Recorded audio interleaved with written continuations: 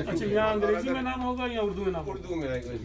तो स्टैम्प इसी में कहीं करनी है स्टैम्प? स्टैम्प होगी जी। हाँ, इसी कॉलम में कहीं इस किस्म की स्टैम्प यहाँ कहीं भी कर देंगे इस बॉक्स में? बॉक्स में स्टैम्प आपको स्टैम्प करना पड़ेगा। इधर स्टैम्प करना और ये नाम नहीं लिखना पड़ेगा?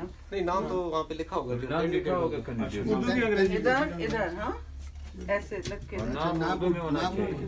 नाम उर्दू में आएगा। ये उर्दू में आएगा। उर्दू में नाम आएगा और ये इस किस्म की स्टैम्प होगी जी। नहीं, स्टैम्प इधर स्टैम्प है। स्टैम्प कहीं भी कर सकते बॉक्स में, इस नाम पे जो होगा इसमें कहीं भी कर सकते हैं। ये स्टैम्प हो जाएगा। इसमें पूरे में कहीं भी हो सकती है। ये इंग्लिश में ये दो नाम होंगे ना, 1 और 2 होगा। अगर 1 और 2 कैंडिडेट्स हैं, अगर 3 हैं तो फिर इस तरह होगा जी। ये भी So there is another candidate 4 one, होगा तो फिर इस तरह होगा। candidate and so stamp. हो सकता है शेख आतिक For it. इसकी तस्वीर है। सिर्फ ये है कि ये जो अभी नए हैं ना सर, Forgiving members.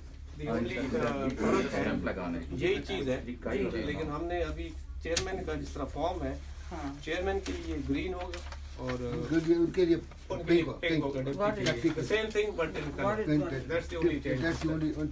और वहाँ आपका स्टाफ कितना बैठेगा जो ये एक बैलेट पेपर देगा, एक सिग्नेचर्स इसी देंगे? तरह 3 हम बैठेंगे, मैं बैठूंगा, ये हमारे पोलिंग एजेंट्स का जो नाम प्रिजाइडिंग ऑफिसर।